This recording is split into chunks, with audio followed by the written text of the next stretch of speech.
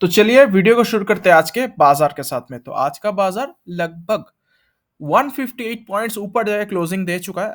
अगर मैं बात करूं बाजार का मूवमेंट का, तो यस, पहले से ही काफी शानदार परफॉर्मेंस रहा है। तो अगर आपके पास ग्रोथ स्टॉक्स है तो आप देखोगे कि निफ्टी जितना आज अच्छा परफॉर्म किया है, तो आपका कंपनी उतना कुछ खास परफॉर्मेंस नहीं दे रहा है।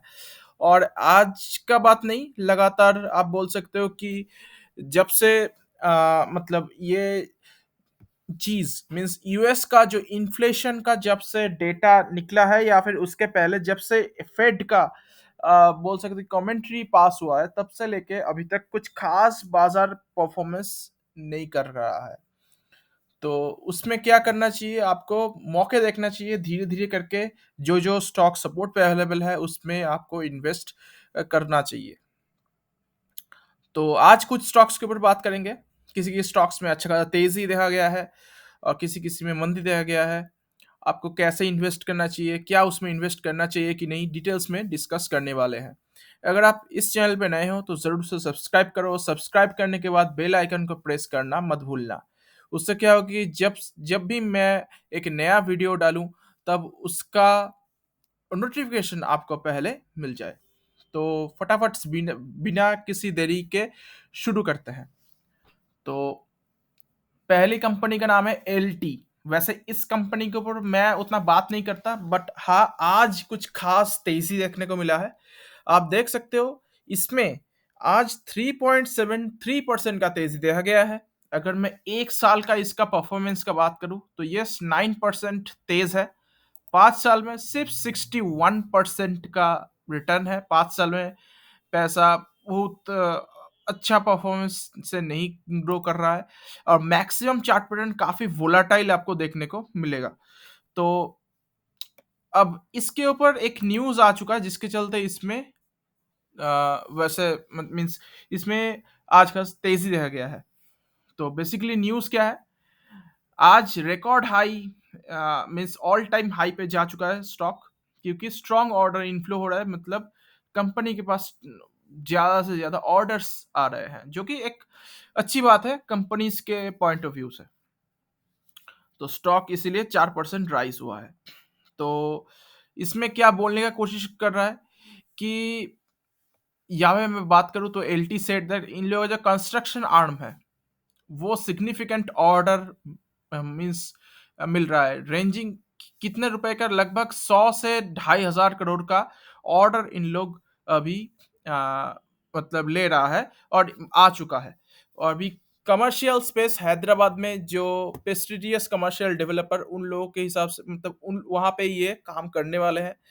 और आप देख सकते हो इन लोगों का जो मैंडेट 2 टावर्स बनाएगा अभी कमर्शियल ऑफिस स्पेस हैदराबाद में, और जो कि 29 लाख स्क्वायर फीट के आसपास और 28.53 स्क्वायर लाख के आसपास इन दोनों का बिल्डिंग का हाइट होगा। तो इतना कुछ देखने का वैसे जरूरत नहीं है, बट हाँ, नया नया चीजें मतलब जब नया नया काम आएगा कंपनी के पास तो कंपनी का स्टॉक भी भागेगा।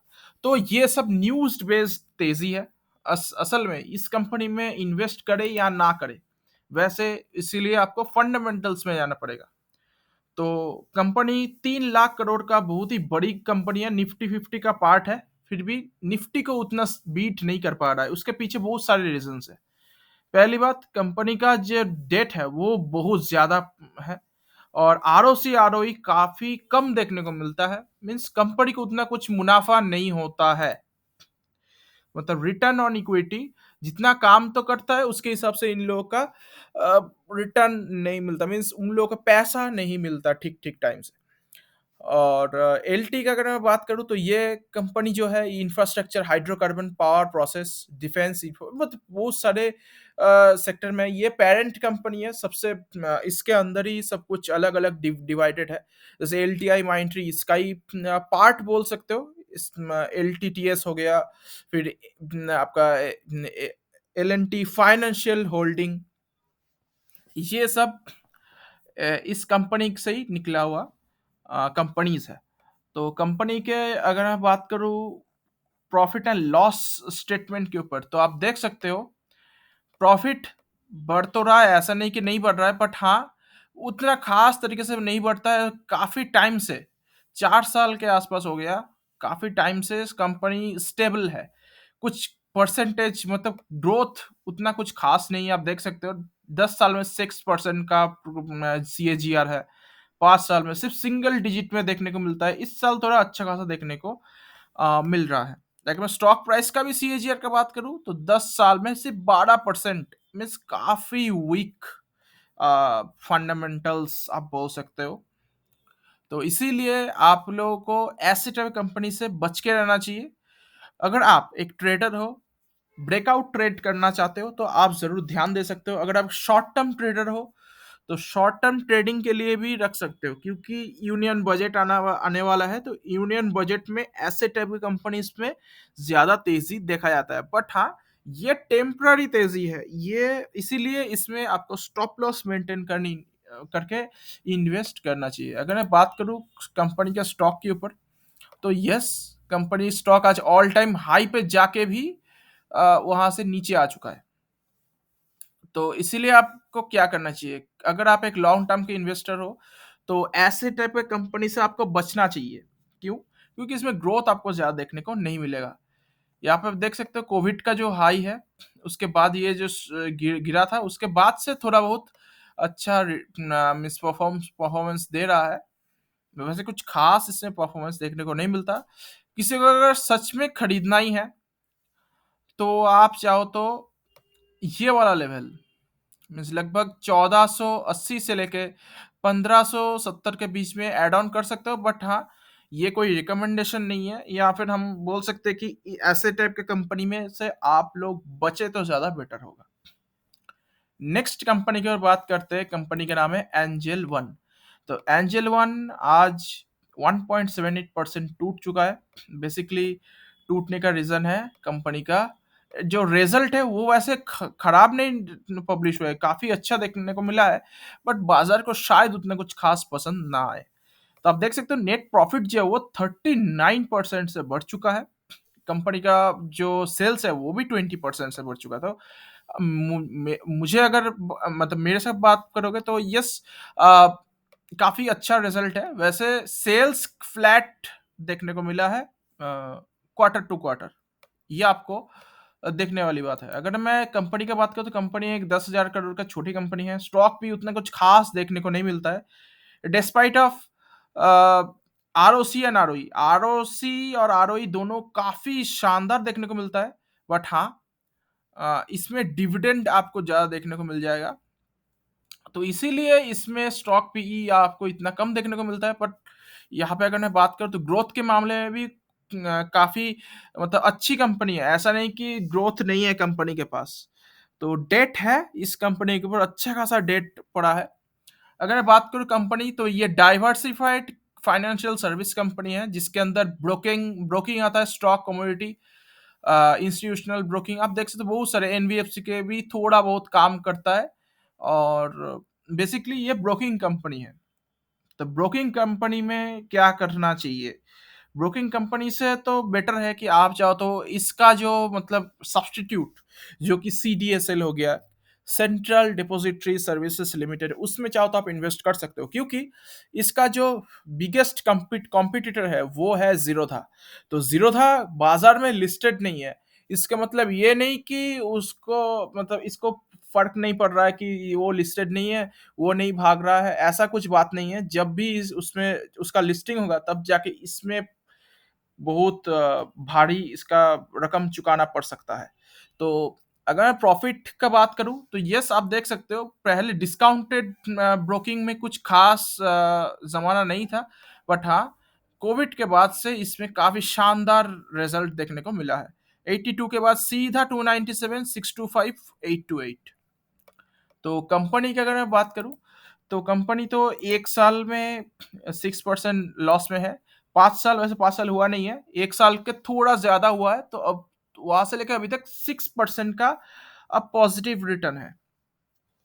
तो इसमें अगर आपको इन्वेस्ट करना ही है, तो कहाँ पे आपको इन्वेस्ट करना चाहिए? तो मैं अगर बेसिकली बात करूँ, तो यस, इसका जो एक ट्रेंड लाइन है, इस ट्रेंड लाइन के हिसाब से ये कंपनी अपने सपोर्ट के आसपास ही अवेलेबल है, किसी के पास एक भी स्टॉक नहीं है, तो 34% के आसपास डिस्काउंट आपको इसमें मिल रहा है, तो अभी जाके आप चाहो तो फ्रेशली बाइंग कर सकते हो। रिजल्ट अच्छा आया है, बट बाजार को उतना अभी भी ठीक नहीं लग रहा है, क्योंकि ऐसे टाइप की कंपनी में क्या है कि आपको कंसिस्टेंसी देखने को नहीं मिलेगा, क्योंकि ये टोटली शेयर मार्केट के ऊपर डिपेंड करता है। शेयर मार्केट जितना भागेगा, ऐसे टाइप के स्टॉक ज्यादा भागेंगे। ऑल ओवर शेयर मार्केट का बात बोल रहा हूँ मैं। तो इसीलिए इसमें चाहो तो आप, अगर आपको इन्वेस्ट करना ही है तो अभी भी फोकस कर सकते हो। अगर आपको एड ऑन करना है तो आप चाहो तो 1250 या फिर 1200 का लेवल आप दिमाग में रख सकते हैं। अगर नेक्स्ट कंपनी की ओर बात करते हैं, कंपनी का नाम है मैस्टेक लिमिटेड। इसके ऊपर मैं ज़्यादा उतना बात नहीं करता। ये कंपनी की बात करें तो आज कुछ खास परफॉर्मेंस नहीं देखने को मिला, बट हाँ, एक बड़ा-सा क्रैश आता है और उसके बाद से रिकवर तो हो जाता है। अब रिकवरी होने का कारण क्या है कि अगर मैं 1 साल का मैं इसका रिटर्न का बात करूँ, तो ऊपर से लगभग 46% डाउन है। मीन्स काफ़ी हद तक ये प्राइस्ड इन हो चुका है। आईटी कंपनी है, तो आईटी कंपनी में गिरावट होता है। 5 साल में इन्वेस्टर का पैसा 4 गुना हो चुका है। तो अगर मैं मैक्सिमम पैटर्न का बात करूँ तो काफ़ी आप देख सकते हो वोलेटाइल है स्टॉक। तो अभी आपको देखो तो 2020 में 2020 से ये स्टॉक काफ़ी अच्छा भागा है। 10 गुना हो गया, 12-13 गुना हो गया था। कुछ ही मतलब सिर्फ 1 साल, डेढ़ साल के अंदर। उसके बाद से ये स्टॉक अब ऊपर से टूटा है। तो अगर मैं बात करूँ कंपनी के ऊपर, तो कंपनी का रिजल्ट निकला है। कंपनी का जो Q3 का जो प्रॉफिट आफ्टर आफ्टर टैक्स है, वो 19% ड्रॉप हो चुका है क्वार्टर ऑन क्वार्टर बेसिस में, जो कि अभी 64 करोड़ का हो चुका है। तो इसके चलते इसमें एक गिरावट देखा गया है। वैसे कंपनी के बारे में बात करूं, तो ये भी एक आईटी कंपनी है। 5,000 करोड़ का बहुत ही छोटी कंपनी है, और 17 का पी रेशियो है, बहुत कम है। क्योंकि इसमें भी आपको डिविडेंड अच्छा खासा मिलेगा। ग्रोथ इसमें थोड़ा हाँ, हालांकि 5 साल में अच्छा खासा दिखा है, पर इसमें डिविडेंड मिलता है, तो इसीलिए आपको स्टॉक भी कम देखने को मिलेगा। तो डेट थोड़ा बहुत है कंपनी के पास। आर ओ सी आर ठीक ठाक है। अगर मैं बात करूं कंपनी का प्रॉफिट और लॉस स्टेटमेंट का, तो यस, आप देख सकते हैं लास्ट 4-5 साल में अच्छा खासा दिखा है। मीन्स 101 करोड़ का प्रॉफिट, 114, 252, 333, फिर 326 अभी तक। तो देखते हैं क्या होगा। बट हाँ, मैं अगर बात करूँ 10 साल का CAGR आपको 27% का देखने को मिलेगा। उसमें से 3 साल का ही तो 56% है।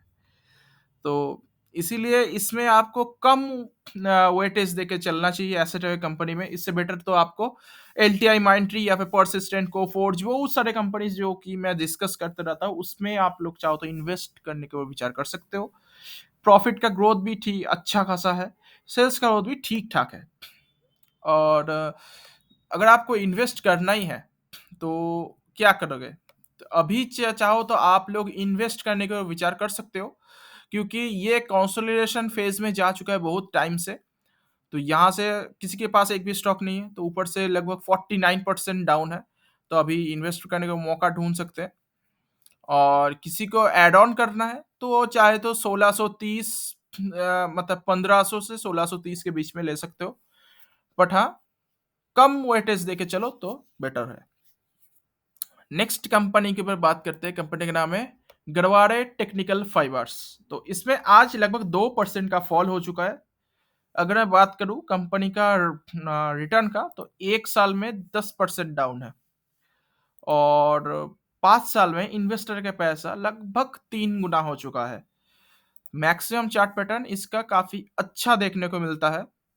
वैसे ये जो कंपनी है, इसके ऊपर इसके ये भी एक नया कंपनी है इस चैनल के लिए, क्योंकि इसको ही मैं फॉलो करता हूँ बहुत टाइम से। ये इस कंपनी के ऊपर मैं बात नहीं कर पा रहा था, क्योंकि ऊपर से कुछ खास डिस्काउंट अब नहीं मिल रहा था। तो 6,000 करोड़ के आसपास की कंपनी है। 35 का अच्छा पी रेशियो है। ROC RO भी ठीक ठाक है। डेट बहुत कम है, लगभग डेट फ्री आप बोल सकते हो। तो कंपनी के बारे में बात करें तो गरवारे वॉलरोप्स, ये लीडिंग प्लेयर है, टेक्निकल टेक्सटाइल सेक्टर से ये बिलोंग करता है, जो कि आप देख सकते हो ropes, fishing net, sports net, safety net, aquaculture cage, coated fabrics, ये सब बनाती है। तो कंपनी का बेसिकली 20,000 एसक्यूज है और फिशरी में काम करता है, बहुत सारे शिपिंग एंड आईपीडी, आप देख सकते हो जियो सिंथेसिस, कोटेड फैब्रिक्स बना, tarpaulin, hanger cover, biogas cover, Platina बोल के एक सीरीज है इन लोगों का। तो बहुत सारे चीज़ है, ऐसा नहीं कि नहीं है। तो सिंथेटिक फैब्रिक भी बनाता है, 85% इन लोगों का रेवेन्यू है और फाइबर से 15% इंडस्ट्रियल से मिलता है। तो अगर मैं कंपनी का प्रॉफिट एंड लॉस स्टेटमेंट का बात करूँ, तो यस, ग्रोइंग है, बीच-बीच में ये बहुत ही छोटा कंपनी है, तो इसीलिए इसमें आपको कंसिस्टेंसी देखने को नहीं मिलेगा। बीच-बीच में थोड़ा बहुत कम घट जाता है, बट हाँ, इसमें आपको बस ग्रोथ देखने को मिलेगा। तो लगातार आप देख सकते हैं लास्ट 5 साल में इसमें ग्रोथ है, ऐसा नहीं कि कंसिस्टेंसी भी खो दिया, नहीं। ऐसा नहीं कि लास्ट 5 साल में अच्छा खासा ग्रोथ है। 126 करोड़ का 141 होता है, 158 होता है, 165, 168, तो काफ़ी अच्छी बात है। 10 साल में स्टॉक प्राइस का सीरीज 51% का काफ़ी अच्छा देखने को मिलता है। पर हाँ, इसका सेल्स का ग्रोथ उतना कुछ खास नहीं है और प्रॉफिट का ग्रोथ ठीक-ठाक है। तो अगर मैं बात करूँ कंपनी का, तो कंपनी ऊपर से पहले डिस्काउंटेड प्राइस में उतना नहीं था। इस ट्रेंड लाइन के हिसाब से चल रहा था, बट हाँ, अभी ब्रेकडाउन आ चुका है, तो अब जाके आप लोग चाहो तो इन्वेस्ट कर सकते हो। किसी के पास तो आप देख सकते हो लगभग ₹4000 के आसपास चला गया था, वो स्टॉक आपको 3000 के नीचे मिल रहा है। तो आप मान सकते हो कि इसमें 30% का, 30% भी नहीं, 30% से थोड़ा कम आपको डिस्काउंट आपको मिल जा रहा है। तो किसी को खरीदना है तो अच्छा मौका है, 3000 के नीचे आ चुका है। एक साइकोलॉजिकल सपोर्ट था, उसको ब्रेक कर दिया। अगर आपको ऐड ऑन करना है तो आप चाहो तो अभी भी कर सकते हो, नहीं तो 2800 में भी आप चाहो तो इन्वेस्ट करने का मौका ढूंढ सकते हैं। 2700 पे भी एक सपोर्ट है। तो कैसा लगा मेरा वीडियो? अगर आपको अच्छा लगा तो ज़रूर से सब्सक्राइब करना, दोस्तों के साथ शेयर करना मत भूलना। मिलते हैं दूसरे वीडियो में, तब तक के लिए गुड बाय।